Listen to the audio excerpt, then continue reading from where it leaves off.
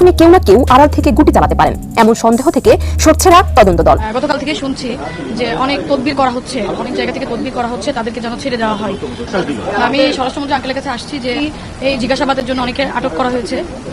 সঠিক পদ্ধতিতে ইনকোয়ারি হচ্ছে এবং আমরা মনে করি ইনকোয়ারিটা হওয়ার পরেই আমরা সবকিছু বলবো কার উদ্দেশ্য কি ছিল এই সব আমরা পরে জানাবো। আসসালামু আলাইকুম রহমতুল্লাহ। দর্শক, অবশেষে এমপি আনারের খুনের চাঞ্চল্যকর কিছু তথ্য ও গোপন কিছু রহস্য বেরিয়ে আসলো। সেই বিষয়টি প্রকাশ করে দিয়েছেন এবার স্বরাষ্ট্রমন্ত্রী আসাদুজ্জামান খান কামাল। এমপি আনারকে হত্যা করার পিছনে রয়েছে তার আত্মীয় স্বজন, আপনজনের কারো হাত। কিন্তু কে সে কি তার মেয়ে নাকি তার ভাই নাকি তার স্ত্রী, এরকমের কারো নাম? তবে সেটি প্রকাশ করতে এখনই অনিচ্ছা প্রকাশ করেছেন স্বরাষ্ট্রমন্ত্রী আসাদুজ্জামান খান কামাল। আপনাদেরকে বিস্তারিত দেখাবো আজকের ভিডিওতে, ধৈর্য সহকারে দেখতে থাকুন সম্পূর্ণ ভিডিওটি। এরকম নিত্য নতুন আপডেট নিউজগুলো পেতে হলে অবশ্যই চ্যানেলটিকে সাবস্ক্রাইব করে পাশে রাখা বেল আইকনটি ক্লিক করে দিন। দর্শক, অনেকেই বলছেন ক্ষমতার লোভে নিজের মেয়েই আনারকে হত্যা করতে পারে বলেও অনেকে মন্তব্য করেছেন। তো বিস্তারিত আপনাদেরকে দেখাবো আজকের ভিডিওতে। তার মেয়ে কি বলছে চলুন দেখি। আমি স্বরাষ্ট্রমন্ত্রী আঙ্কেলের কাছে আসছি যে আমার বাবার যে হত্যাকাণ্ড, এটা যেন সঠিক বিচার আমি পাই, সঠিক বিচারটা যেন তারা আমাকে নিশ্চিত করে। আর হচ্ছে আপনি ইতিমধ্যে দেখেছেন যে অনেকেই এই জিজ্ঞাসাবাদের জন্য অনেকে আটক করা হয়েছে। তো আমি সেটাই বলতে আসছি যে আমি গতকাল থেকে শুনছি যে অনেক তদবির করা হচ্ছে, অনেক জায়গা থেকে তদবির করা হচ্ছে, তাদেরকে যেন ছেড়ে দেওয়া হয়। তো আমি সেই বিষয়টাই বলতে আসছি যে সঠিক তদন্ত করে কোনো তদবিরের চাপে পড়ে যেন আমার বাবার এই হত্যাকাণ্ড, নৃশংসভাবে নির্মমভাবে যে হত্যাকাণ্ড আপনারা জানেন, সেটিকে যেন বন্ধ করার চেষ্টা না করে, এটি যেন কোনো চাপের মুখে পড়ে সঠিক তদন্তটা যেন বন্ধ না হয়। আমি এর সঠিক বিচার চাই। আর আপনারা একটি কথা আমি আপনাদের কাছে বলতে চাই যে এই যে আপনারা জানেন যে গ্যাস বাবু যাকে আটক করেছে, তিনি কিন্তু আমার বাবার প্রতিপক্ষ নয়, সে কিন্তু আমার বাবার প্রতিপক্ষ নয়, আমাদের সাথে তার কিন্তু কোনো শত্রুতাও নাই। তো সেক্ষেত্রে আমার অনেক প্রশ্ন মনে যাচ্ছে যে আমরা এই যে দেখছি যে 17 তারিখে তার সাথে হচ্ছে ভাঙাতে দেখা হয়েছে, সেখানে নাকি একটা টাকা দেওয়ার কথা, লেনদেনের কথা শোনা যাচ্ছে, যেটা আমরা নিউজের মাধ্যমে শুনছি। তো আমার প্রশ্নটা হচ্ছে এই টাকার যোগানদাতা কে এই টাকাগুলো দিয়েছে, কে করিয়েছে, কেন করিয়েছে? আবার আপনারা এটাও দেখেছেন যে 3টি ফোন হারিয়ে গেছে বলে সে তাকে আটক করার আগের দিন সে থানায় একটি জিডি করেছে। একটি মানুষের 3টি ফোন একই দিনে কিভাবে হারায় যেতে পারে, এটিও আমার কাছে একটি একটি প্রশ্ন আমার, যে তাহলে এগুলো কি পরিকল্পিতভাবে করা হচ্ছে? তা আমার বাবার সাথে তো তার কোনো শত্রুতা নেই, সে আমার বাবার প্রতিপক্ষ নয়, আমি তো বারবার বলছি। তাহলে এই জিনিসগুলো কে করাচ্ছে? আর আপনারা দেখছেন যে ডিবি কিন্তু অনেক দক্ষ, তাদেরকে আমি ধন্যবাদ দিতে চাই। তারা কিন্তু নির্দিষ্ট তথ্য প্রমাণ না থাকলে কিন্তু কাউকে অবশ্যই আটক করবে না। আর আপনারাও জেনেছেন যে ইতিমধ্যে আমাদের জেলা আওয়ামী লীগের সাধারণ সম্পাদক সাইদুল করিম মিন্টু চাচা, তাকেও কিন্তু জিজ্ঞাসাবাদের জন্য ডিবি নিয়ে গেছে। অবশ্যই তাদের কাছে অথেন্টিক কোনো তথ্য প্রমাণ আছে, এটা আমি নিজেও জানি যে তাদের কাছে অথেন্টিক তথ্য প্রমাণ আছে, সেই প্রমাণের সাপেক্ষেই তাকে জিজ্ঞাসাবাদের জন্য নিয়ে যাওয়া হয়েছে। তো আসলে আমি এর সর্বোচ্চ বিচার চাই। আর সাইদুল করিম মিন্টু চাচা আমার বাবার সমতুল্য, তাকে ছোটবেলা থেকে আমি চাচা বলে ডেকে আসছি, তাকে আমি সম্মান শ্রদ্ধা করি। কিন্তু সবচেয়ে বড় কথা হচ্ছে আমার বাবার ঊর্ধ্বে তো কেউ নাই। এখানে আমার বাবার নৃশংসভাবে নির্মমভাবে হত্যা করা হয়েছে, আমি এতিম হয়ে গেছি। আজকে আমার একটা বড় ভাই নাই, আজকে আমার বাবা আমার মাথার ছাদ ছিল, সে আজকে নাই। আমি অনেকের আইনের আওতায় নিয়ে এসে শাস্তি হবে, ফাঁসি হবে, যাই হোক না কেন, আমি আমার বাবা সারা জীবনের মতো হারিয়ে ফেলেছি। আমি তো সারা জীবন ধরে বসে থাকলেও তো আমার বাবাকে আমি আর ফিরে পাবো না। সেজন্যই চাই যে যারা এই হত্যাকাণ্ড ঘটিয়েছে, আমি যেভাবে এতিম হয়েছি আর কেউ যেন এভাবে এতিম না হোক। এই জন্য আমি মাননীয় প্রধানমন্ত্রী, আমাদের মমতাময়ী মা, তার কাছে এবং আমি হচ্ছে আমাদের স্বরাষ্ট্রমন্ত্রী মহোদয় আঙ্কেলের কাছে আমি এসেছি যে মানে যত বড়ই তদবির হোক না কেন, এটা আমার দেখার বিষয় না। কোনো চাপের মুখে পড়ে, তদবিরের মুখে পড়ে যেন আমার বাবার এই হত্যাকাণ্ডের সঠিক বিচারটা যেন আমরা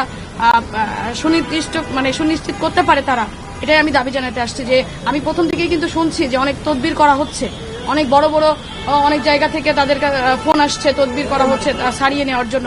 তাহলে তো আমি আমার বাবার বিচার নিশ্চিতটা পাবো না, কারণ এই গ্যাস বাবুর বিরুদ্ধে অথেন্টিক প্রমাণ ডিবির ওখানে কিন্তু আছে, তথ্য প্রমাণ। আবার যাকে জিজ্ঞাসাবাদের জন্য নিয়ে যাওয়া হয়েছে তার বিরুদ্ধেও কিন্তু যথেষ্ট প্রমাণ রয়েছে। এই বিষয়ে আমি নিজেও জানি যে তাদের কাছে যথেষ্ট প্রমাণ আছে। তো আমি চাই সে প্রমাণ সাপেক্ষে তদন্ত করে তদন্তের মাধ্যমে আইনে দর্শক, যেটা এতক্ষণ বলে- পর্যন্ত আপনারা শুনলেন এমপি আনারের বক্তব্য ও এমপি আনারের মেয়ের বক্তব্য, তার মন্তব্য এবং তিনি আসামিদের মানে বিরুদ্ধে কি বলছেন সে ভিডিওটি স্বরাষ্ট্রমন্ত্রী আসাদুজ্জামান খান কামালের কাছে কেন এসেছিল সেটিও তিনি নিশ্চিত করেছেন। তবে স্বরাষ্ট্রমন্ত্রী আসাদুজ্জামান খানের সুরে ভিন্ন কথা। চলুন শুনি সেই আমি কে চাপ দিবে আমাদেরকে? কোনো চাপ চোট নেই। আমরা সঠিক পদ্ধতিতে ইনকোয়ারি হচ্ছে এবং আমরা মনে করি ইনকোয়ারিটা হওয়ার পরেই আমরা সবকিছু বলবো, কার উদ্দেশ্য কি ছিল এগুলো সব আমরা করে যাবো। ওই এমপি আনারের মেয়েটি আসছিল,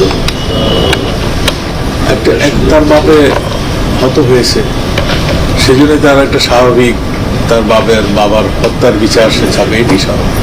সেটাই সে বলতেছিল যে আপনারা যাতে কেউ পান না পেয়ে যায়, আপনার এই বিষয়টা দেখবেন। আমরা আপনার যেটাই আপনার তদন্তে আসে আমরা সেটাই বিশ্বাস করি, কিন্তু আপনার তদন্ত মানে যেভাবে করছেন কেউ যাতে পান না পেয়ে যায় সেইটা আমাদেরকে রিকোয়েস্ট হয়ে গেছে, এর চেয়ে বেশি কিছু তার সাথে। সত্যিই কি মাননীয় মন্ত্রী মহোদয় কোনো ধরনের চাপ আছে যেটা উনি এটা আশঙ্কা করেছেন? আমি কে চাপ দিবে আমাদেরকে? কোনো চাপ চোট নেই।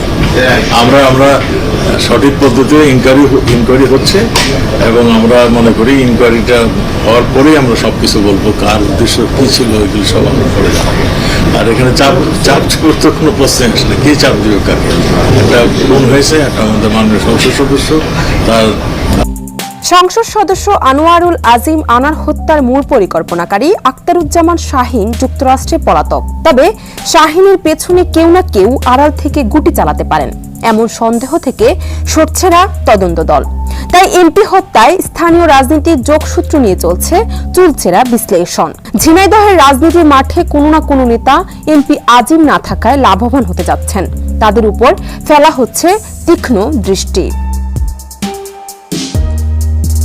এই পটভূমিতে ঝিনাইদহের বেশ কয়েকজন রাজনৈতিক নেতা আছেন তদন্ত সংশ্লিষ্টদের চোখে চোখে, যাদের সঙ্গে অনেকদিন ধরে শাহীনের সখ্য ছিল। এছাড়াও কারো কারো সঙ্গে ছিল আজিমের বিরোধ। যদিও শুরু থেকে তদন্ত সংশ্লিষ্টরা বলে আসছেন, চোরাচালান কেন্দ্রিক দ্বন্দ্ব সহ বেশ কয়েকটি কারণ সামনে রেখে তারা চেষ্টা চালাচ্ছেন রহস্য ভেদ করার। এদিকে তদন্ত সংশ্লিষ্ট আরেকটি সূত্র বলছে, হত্যার পরপরই ঝিনাইদহের কয়েকজন আওয়ামী লীগ নেতার মোবাইল ফোনে খুনিরা খুদে বার্তা পাঠায়। মিশন সফল এটা তাদের বলা হয়। ঝিনাইদহ জেলা আওয়ামী লীগের ত্রাণ ও সমাজ কল্যাণ সম্পাদক কাজী কামাল গিয়াস আহমেদ বাবু ওরফে গ্যাস বাবুর মোবাইল ফোনে বার্তা যায়। জড়িতরা তার ফোনে আজিমের নিথর দেহের ছবি পাঠায়। এছাড়া খুদে বার্তা পাঠানো হয় জেলা আওয়ামী লীগের সাধারণ সম্পাদক সাইদুল করিম মিন্টুর ফোনেও।